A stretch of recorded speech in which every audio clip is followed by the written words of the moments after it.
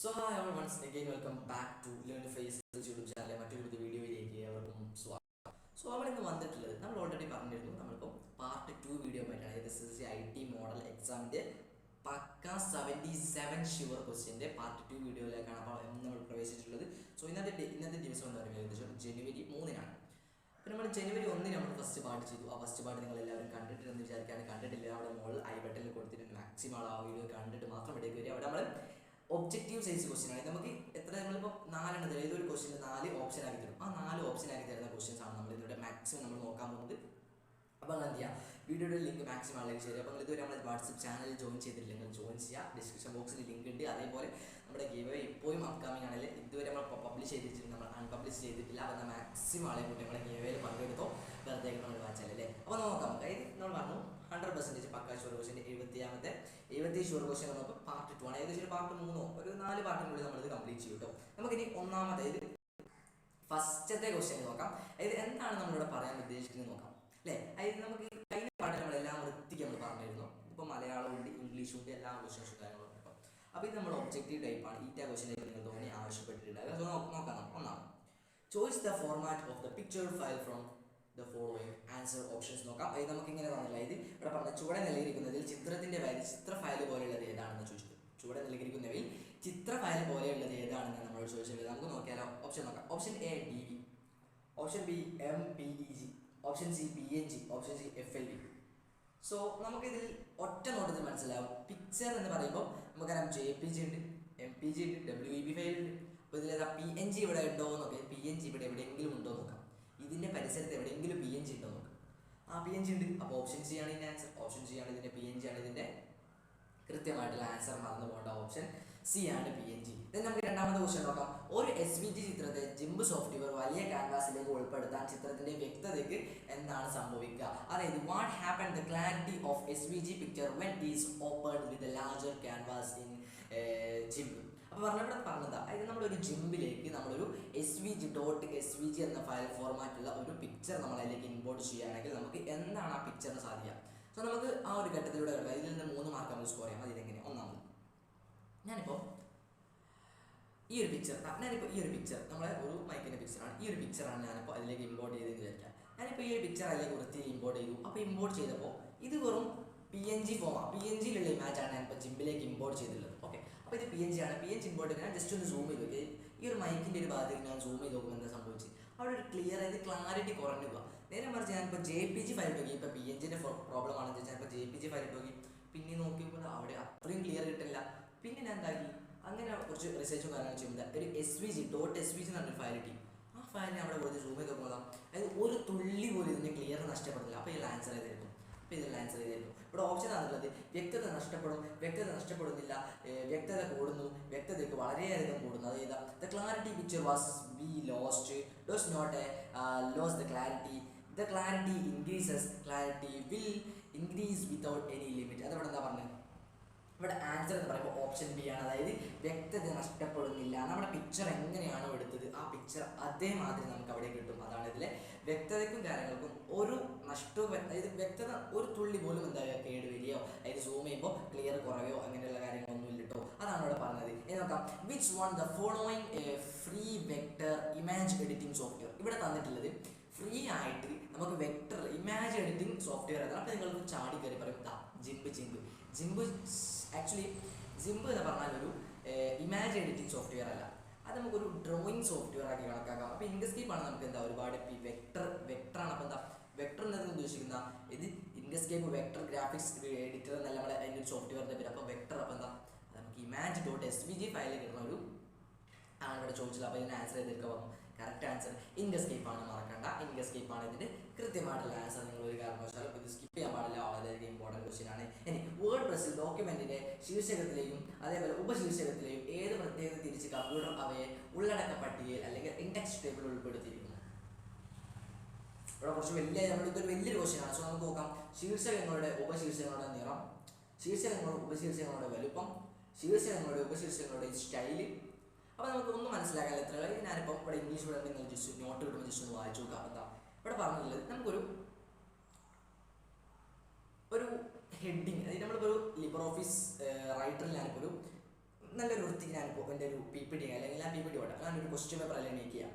അപ്പോൾ question paper make ചെയ്യുമ്പോൾ heading ഞാനിപ്പോൾ ഒരു ചുവപ്പും മഞ്ഞയും കളറാണ് കൊടുത്തു. അതേ ഹെഡിങ് നമുക്ക് അപ്പുറത്തേക്ക് കിട്ടും.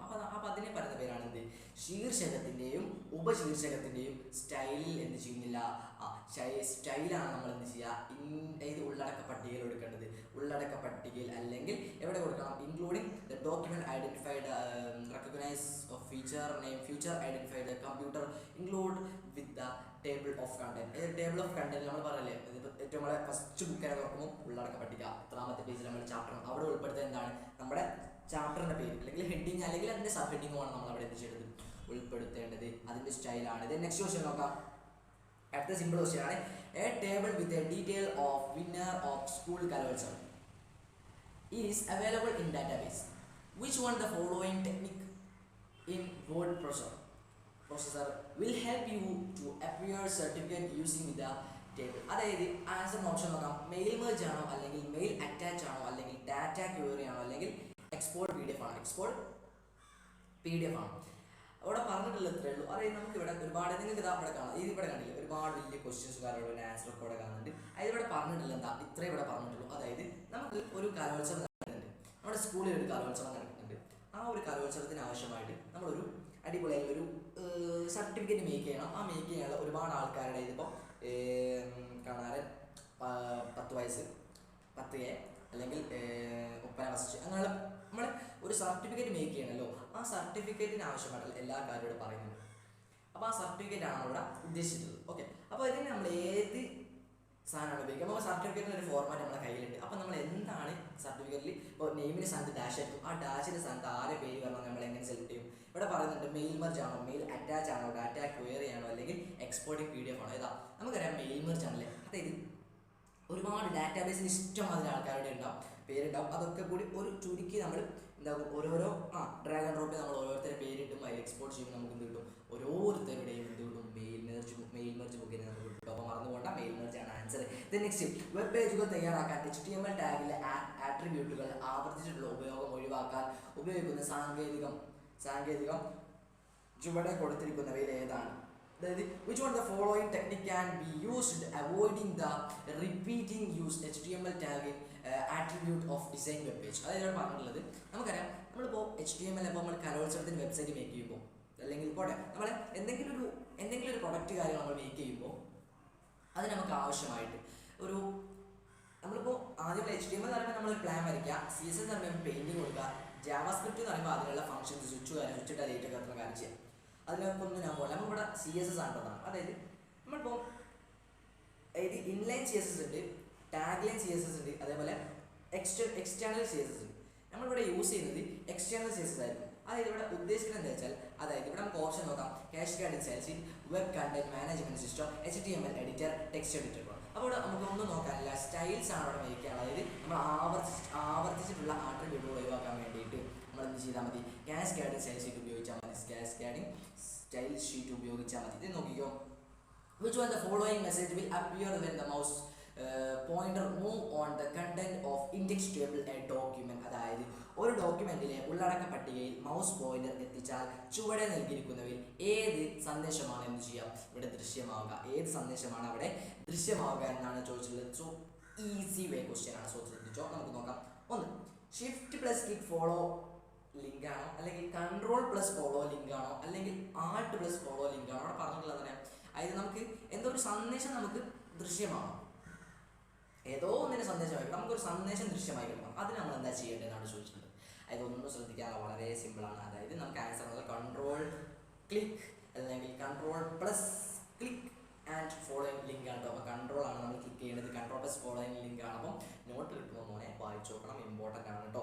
നെക്സ്റ്റ് ക്വസ്റ്റ്യൻ നോക്കാം. നെക്സ്റ്റ് ക്വസ്റ്റ്യൻ അടുത്തത്, കാസ്കേഡിംഗ് ഷെൽ ഷീറ്റ് തയ്യാറാക്കുമ്പോൾ ഒരു ടാഗിന് പേരിന് ശേഷം അതിൻ്റെ സവിശേഷതകൾ ഉൾപ്പെടുത്തുന്നതിനുള്ള ഒരു ചിഹ്നം ഇവിടെ ഏതൊരു ചിഹ്നത്തിലാണ് ഇവിടെ തന്നിട്ടുള്ള, ഏതൊരു ചിഹ്നത്തിലാണ്, അത് ഏതാണെന്ന് വെച്ചാൽ will design a web page using cascading style sheet. Attribute of the tag are given within a specific sign after the name on the tag. Choose sign from below. അതായത് താഴത്തുണ്ട് കുറേ ഓരോ ആട്രിബ്യൂട്ടുകളും ചിഹ്നങ്ങളും കാര്യങ്ങളും തന്നിട്ട് അത് നമ്മൾ കാസ്കേഡിംഗ് സ്റ്റൈൽ ഷീറ്റ് ഇട്ട് അതിന് നമ്മളിപ്പോൾ അതിനുള്ളിൽ ഇപ്പോൾ ഞാനിപ്പോൾ ഒരു ഉദാഹരണം പറയാണ്. ഞാനിപ്പോൾ HTML പേജിൽ ഞാനിപ്പോൾ ഒരു ഹെഡിങ്ങിന് ക്ലാസ് കൊടുത്തു, ഹെഡിങ് 1 എന്ന് ഞാൻ ക്ലാസ് കൊടുത്തു. നേരെ നമ്മൾ HTML എക്സ്റ്റൻഷൻ HTML CSS പോയി പറഞ്ഞു ഡോട്ട് ഹെഡിങ് 1 നമ്മൾ ഏതൊരു ചിഹ്നിട്ടിട്ടാണ് അതിനുള്ളിൽ നമുക്ക് ഫോൺ ഫാമിലി ഏതാണ് വേണ്ടത്, ടെക്സ്റ്റിൻ്റെ കളർ ഏതാണ് വേണ്ടത്, ഫോൺ സൈസ് എത്രയാണ് വേണ്ടത് നമുക്ക് ചെയ്യും. അത് നമ്മൾ ഏതാണ് കൊടുക്കേണ്ടതെന്ന് ചോദിച്ചിട്ട് അപ്പോൾ ഒന്നും നോക്കാനില്ല, സിമ്പിൾ എന്ന് നമുക്ക് എടുക്കാം. അത് ഒരു സൈസ് ചിഹ്നം ഇവിടെ കാണില്ലേ, ഈ കറക്റ്റ് ആൻസർ എന്നതിൽ നമുക്ക് ജസ്റ്റ് നോക്കിയാൽ മനസ്സിലാവും അല്ലേ. ഈ ഒരു സൈസ് ചിഹ്നമാണ്, ചിഹ്നം ശ്രദ്ധിച്ചോ. അതായത് ഈ ഒരു ചിഹ്നമാണ് എന്ത് ചെയ്യുക, കാസ്കേഡിംഗ് സ്റ്റൈൽസിൻ്റെ HTML അല്ല CSS നമുക്ക് ഉപയോഗിക്കുന്ന സ്റ്റൈൽ. അപ്പോൾ ചോദിക്കട്ടെ, CSS അല്ല നമ്മൾ HTML യൂസ് ചെയ്യുമ്പോൾ നമ്മൾ ഏത് ടാഗാണ് യൂസ് ചെയ്യുക, HTML യൂസ് ചെയ്യുമ്പോൾ ഏത് ടാഗാണ് നിങ്ങൾ കമൻറ്റ് ചെയ്യുക. HTML യൂസ് ചെയ്യുമ്പോൾ ഏത് ടാഗാണ് നമ്മളതിൽ യൂസ് ചെയ്യാൻ ഇവിടെ ഉണ്ട്, ആൻസറിലുണ്ട്. ആൻസർ A ആണോ B ആണോ C ആണോ D ആണോ, അത് മിക്കവാറും എല്ലാവർക്കും മനസ്സിലായിട്ടുണ്ടാവും. അതൊന്ന് കമൻറ്റ് ചെയ്യട്ടോ. The next question, which of the following the very first instruction of a Python graphics program? അതായത് പൈത്തൺ ഗ്രാഫിക്സ് പ്രോഗ്രാം ഒരു തയ്യാറാക്കുന്ന ഒന്നാമനായി നൽകേണ്ട നിർദ്ദേശം നമ്മളായി ഏതോ ഒരു പ്രോഗ്രാം നമ്മൾ ഉണ്ടാക്കുന്നുണ്ട്, അതിന് നമുക്ക് ഫസ്റ്റ് കൊടുക്കേണ്ട പൈത്തൺ ഗ്രാഫിക്സ് ഏറ്റവും ഫസ്റ്റ് കൊടുക്കേണ്ടത് എന്താണെന്ന് ചോദിച്ചിട്ടുള്ളത്. പേടിക്കണ്ട, സിമ്പിളാണ്. ഏതാ ഇവിടെ ഓപ്ഷൻ തന്നിട്ടുണ്ട്, ഇഷ്ടമാതിരി ഓപ്ഷൻ തന്നിട്ടുണ്ട്. അതിൽ ഒന്നാമത് നോക്കിയോ, ഫ്രം in range 4 അല്ലെങ്കിൽ ബിഗിൻ ഫിൽ അല്ലെങ്കിൽ ഫ്രം ടേർട്ടിൽ ഇമ്പോർട്ട് അല്ലെങ്കിൽ റൈറ്റ്. അപ്പോൾ ഏതാ ഇവിടെ പറഞ്ഞിട്ട് നമുക്കറിയാം അത് എത്രയുള്ളത്, ഫ്രം ടേർട്ടിൽ ഇമ്പോർട്ട് ആണ്. ഫ്രം ടേർട്ടിൽ ഇമ്പോർട്ട് നടക്കേണ്ട, ഫ്രം ടേർട്ടിൽ ഇമ്പോർട്ട് ആണ്. അത് നമുക്ക് മനസ്സിലാക്കേണ്ടത് നമ്മളൊരു ഏതൊരു പൈത്തൺ കൊടുക്കുകയാണെങ്കിൽ നമ്മളിപ്പോൾ ന്യൂ ഫയൽ ക്ലിക്ക് ചെയ്ത ശേഷം ഫ്രം ടൈറ്റിൽ ഇമ്പോർട്ട് പിന്നെ അതിൽ റൈറ്റ് ഇത്ര അല്ലെങ്കിൽ ബിഗിൻ ഫില്ലിങ് അങ്ങനെയുള്ള കോഡൊക്കെ ചെയ്യൂലേ, ആ ഒരു കാര്യങ്ങൾ മറന്നു പോകണം. അപ്പോൾ കറക്റ്റ് ആൻസർ എന്ന് പറയുന്നത് ഫ്രം ടൈറ്റിൽ ഇമ്പോർട്ട് ആണ്. ഇത് നമുക്ക് അടുത്തൊരു ക്വസ്റ്റ്യൻ എടുക്കാം. സോ പൈത്തൺ ഗ്രാഫിക്സ് പ്രോഗ്രാമിൽ റൈറ്റ് 90 നിർദ്ദേശിച്ചത് എന്തിനെയാണ് സൂചിപ്പിച്ചിട്ടുള്ളത്, അതായത് റൈറ്റ് 90 എന്നത് എന്തിനാണ് സൂചിപ്പിച്ചിട്ടുള്ളത്. അപ്പോൾ നോക്കാം, ടൈറ്റിൽ 90 വലത്തോട് തിരിയാൻ. ടൈറ്റിൽ 90 എന്നത് വലത്തോട് തിരിയാനാണോ, 90 യൂണിറ്റ് നീളത്തിൽ വര വരയ്ക്കാനാണോ, അല്ലെങ്കിൽ 90 ഡിഗ്രി ആരമുള്ളൊരു വൃത്തം വരയ്ക്കാനോ, അല്ലെങ്കിൽ 90 ഡിഗ്രി അകലത്തിലൊരു ബിന്ദു അടയാളപ്പെടുത്താൻ. അതായത് ഫ്രം നമുക്ക് റൈറ്റ് 90 ആണ് തന്നില്ല, ഒന്നും നോക്കാനില്ല. അതായത് ടൈറ്റിൽ 90 ഡിഗ്രി വലത്തോട്ടൊരു വര വരയ്ക്കാനാണ്, 90 ഡിഗ്രി ഒരു വലത്തോട്ട് നമ്മൾ തിരിയാനാണ് പറഞ്ഞത്. അതായത് to make the title turn 19 right, turn 19 right ആണ്. അപ്പോൾ ഇതിൻ്റെ ആൻസർ മറക്കണ്ട, ഇമ്പോർട്ടൻ്റ് ആണ്, മറക്കണ്ട കേട്ടോ, ഇമ്പോർട്ടൻ്റ് ആണ്. നമുക്ക് അടുത്ത ക്വസ്റ്റ്യനിലേക്ക് എടുക്കാം. പൈത്തൺ ഗ്രാഫിക്സ് ഭാഷ ജാമിതീയ രൂപങ്ങൾ തയ്യാറാക്കാൻ സഹായിക്കുന്ന അനുബന്ധ സോഫ്റ്റ്വെയർ ഏതാണ്?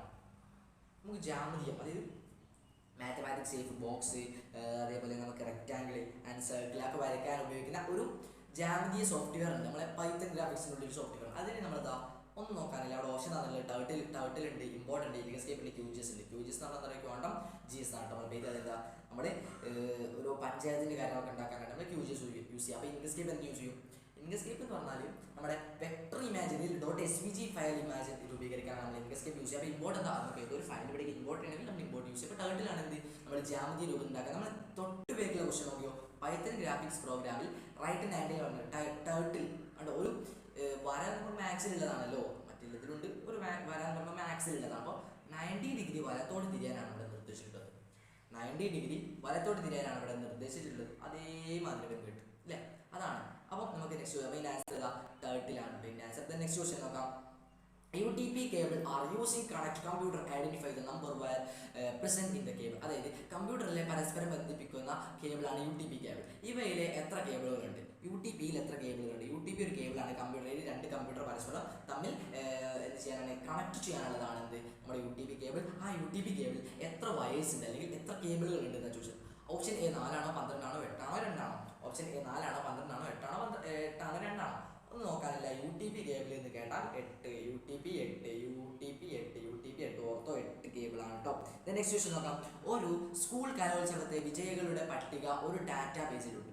ഇതുപയോഗിച്ച് കുട്ടികളുടെ സർട്ടിഫിക്കറ്റുകൾ വേർഡ് പ്രസ്സിൽ തയ്യാറാക്കണം. നൽകിയിരിക്കുന്നവയിൽ സാങ്കേതികമാണ് ഇതിന് യൂസ് ചെയ്യുക. അതായത് ഓരോ കുട്ടികളുടെ കലോത്സവത്തിന്റെ വിജയികളുടെ പട്ടിക ഡാറ്റാബേസിലുണ്ട്. ആ ഡാറ്റാബേസിലുള്ളത് കൊണ്ട് ഇത് ഉപയോഗിച്ചിട്ട് കുട്ടികളുടെ സർട്ടിഫിക്കറ്റുകൾ വേർഡ് പ്രസ്സിൽ തയ്യാറാക്കണം.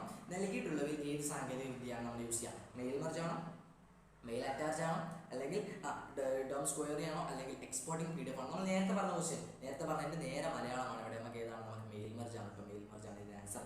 നെക്സ്റ്റ് നോക്കിക്കോ. which one the following devices connecting to modem with the connector RJ11.